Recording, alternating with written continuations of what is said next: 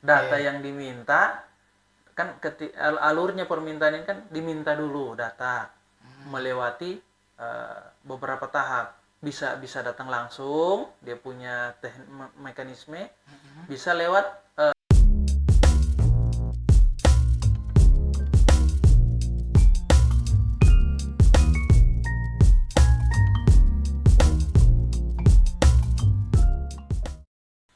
Halo teman pemilih, selamat datang kembali di podcast KPU Kabupaten Parigi Motong, podcast yang membahas seputar informasi kepemiluan.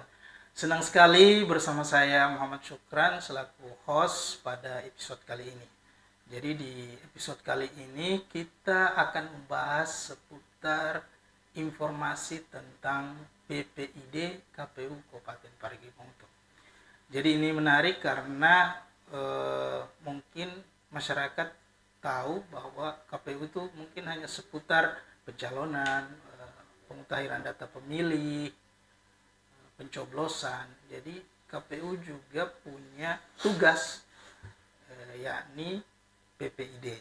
Lalu apa sih sebenarnya PPID itu? Nanti akan kita bedah, akan kita bahas secara panjang bersama narasumber kita yang sudah hadir bersama saya di sini. Beliau adalah anggota KPU Kabupaten Parigi Motong selaku Ketua Divisi Sosialisasi dan Pendidikan Pemilih, Partisipasi, Hubungan Masyarakat, dan Sumber Daya Manusia. Yang terhormat Bapak Maskar. Siap. Bagaimana kabarnya? Alhamdulillah baik-baik. Iya, terima kasih sudah hadir di podcast kali ini. Ya, baik, mungkin kita langsung saja pada tema kita pada hari ini.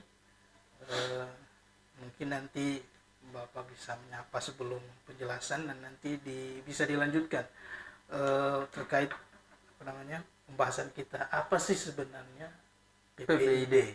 Ya. Oke, terima kasih Pak Syukron.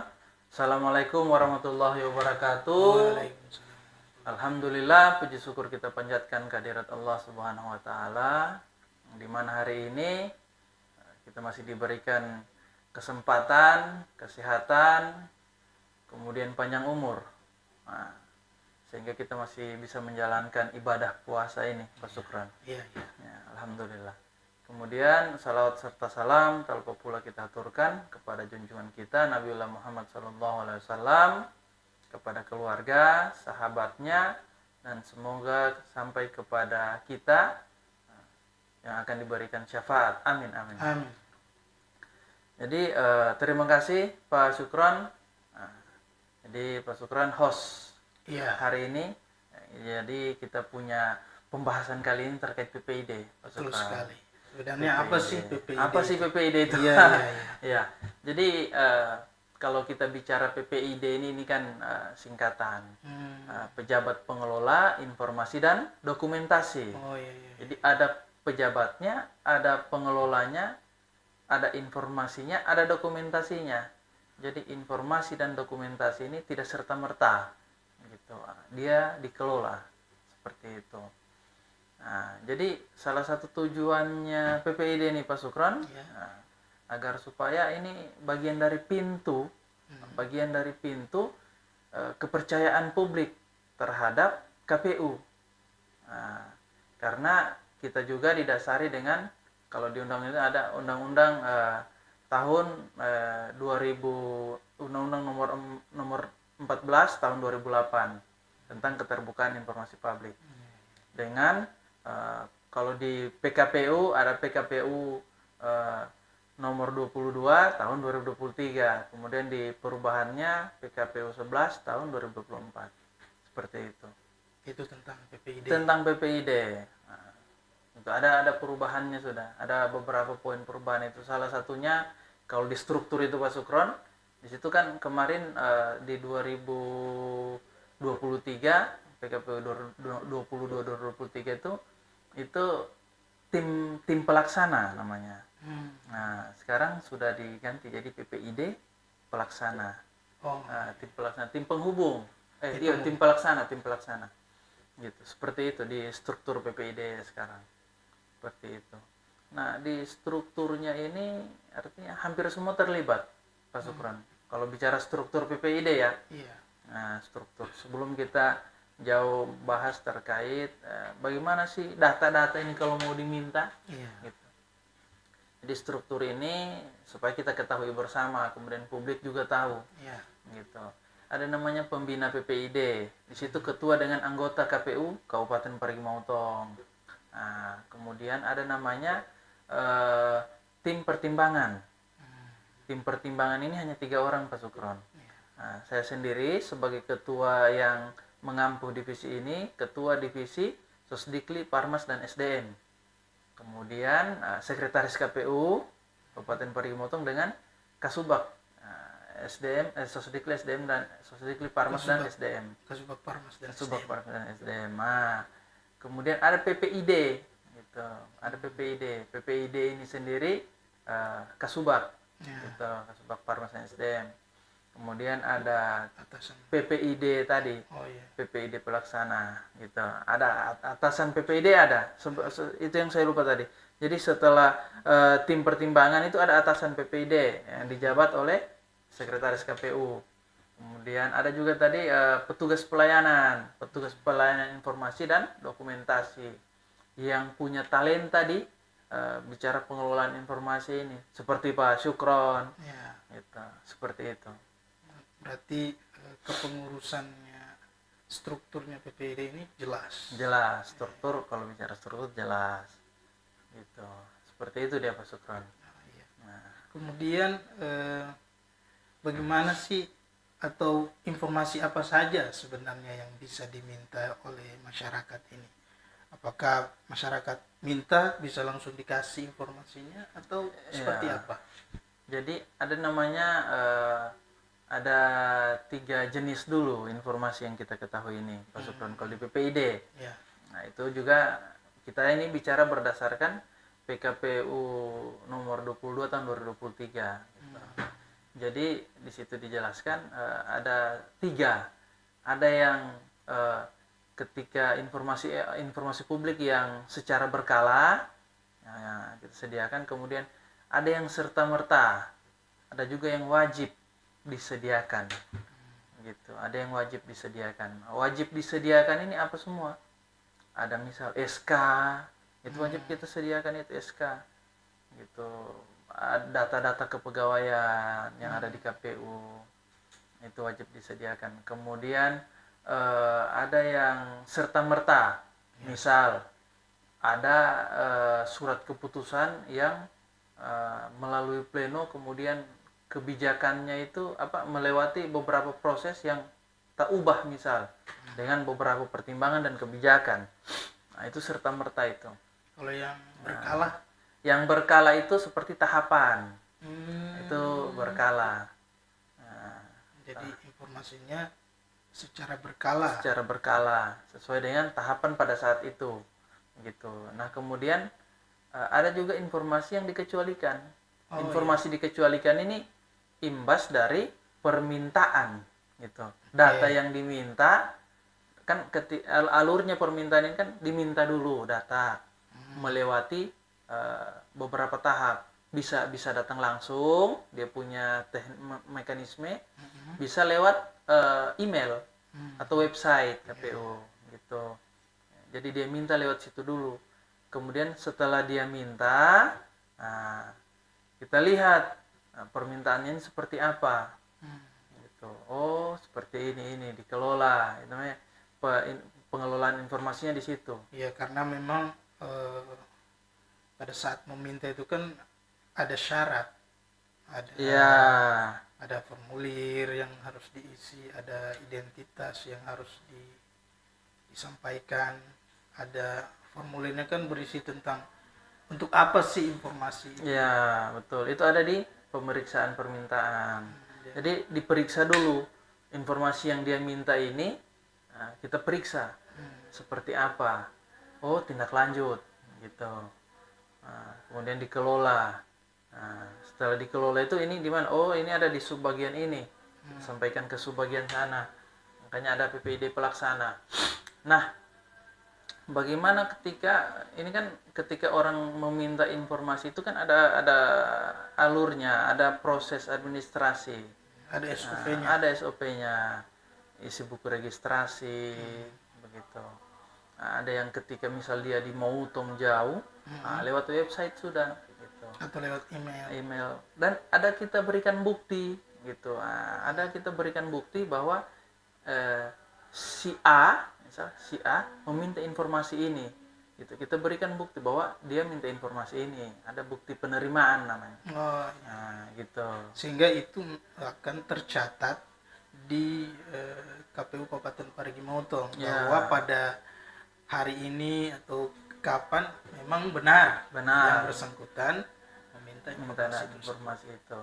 Kemudian akan ada, jadi salah satu substansi dari permintaan ini yang akan dicermati oleh KPU itu kan di situ ada formulir. Nah, di dalamnya itu kan ada untuk apa data ini diminta gitu. Bahasa halusnya seperti itu. Tujuannya untuk apa? Untuk apa mau dipakai apa? Kayak gitu dia. Gitu. Sehingga jelas arahnya data kita diminta untuk apa. Misal seperti mahasiswa kan banyak melakukan penelitian. Nah, makanya beberapa mahasiswa datang biasa kita arahkan lewat jalur PPID supaya mereka tahu, kemudian atau mereka juga menginformasikan ke teman-teman mereka. Gitu. Oh, kalau meminta di KPU ini begini caranya, begini alurnya. Gitu. Tapi kalau ada hal-hal yang dimintai ke kita tidak terlalu substansi, tidak terlalu urgent, ya kita WA saja, tidak kenapa. Misal, itu saya kasih contoh, jangan sampai analisanya buyarin. Kita kasih contoh, Pak minta nama lengkap. Mungkin kita bilang lewat PPID. Begitu dia Pak Sukron. Oh iya. Jadi informasi yang memang secara resmi kita berikan. Kalau yang tidak formal atau seperti yang Bapak bilang bisa langsung sampaikan saja. Jadi mungkin kalau informasinya serta-merta atau tersedia kita sampaikan bahwa ini ada informasinya, dilihat di sini saja. Betul. Tapi kadang masyarakat meminta informasi yang memang tidak tersampaikan secara publik, itu seperti apa dia? Kalau ada yang kita tidak publik itu kan misal data-data KPU. Itu kan wajib disediakan, itu data-data kepegawaian. Nah, itu wajib disediakan. Mungkin ada lembaga atau seperti apa lembaga hukum yang aksesnya ke situ, ya, dia minta itu data kepegawaian, ya itu kita sediakan, karena data kepegawaian ini kan tidak kita publish setiap saat atau serta merta, tidak, wajib disediakan saja. Wajib disediakan ketika diminta, kemudian tujuan, kemudian dikemanakan ini data, itu jelas. Itu ada tanggung jawab di situ. Nah, contoh seperti itu, Pak Supran. Itu kira-kira ketika umpamanya masyarakat minta pada hari ini, itu ada informasi yang mungkin bisa langsung diberikan.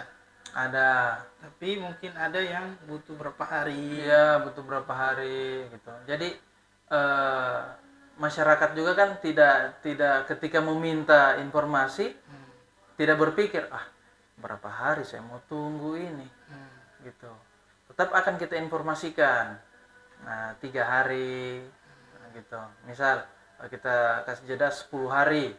Nah, 10 hari harus diinformasikan sudah. Atau 3 hari kita informasikan sudah. Makanya informasi di PPID ini harus secepat mungkin gitu. Makanya koordinasi lewat grup itu sangat maksimal untuk mengetahui informasi di PPID yang masuk. Oh, informasi ini, ada informasi ini, permintaan ini. Karena runutan tadinya itu setelah diminta, kemudian dicermati dulu apa yang dia minta, kemudian dikelola gitu. Kemudian ada dipertimbangkan gitu. Malahan ada yang memang dia punya pengujian itu butuh ahli. Kadang sampai begitu, karena misal keterbatasan SDM gitu. Makanya ada jalur yang dibuka. Jalurnya apa? Konsultasi ke KPU provinsi. Nah, kita ini kan lembaga yang kalau di bahasa sederhananya, kalau kita lagi tidak bisa memutuskan tanpa konsultasi. begitu. Sehingga pas dapat konsultasi kita dapat tambahan wawasan, tambahan analisa, oh seperti ini, gitu.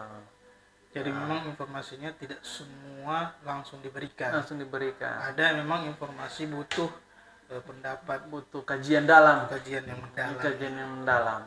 Butuh konsultasi. Ada informasi seperti itu ketika diminta. Oh ini memang kita harus pertimbangkan dulu. Kalau mentok di sini, ya kita ke konsultasi ke KPU provinsi. Nah, KPU provinsi kalau mentok lagi ke KPU RI, seperti itu.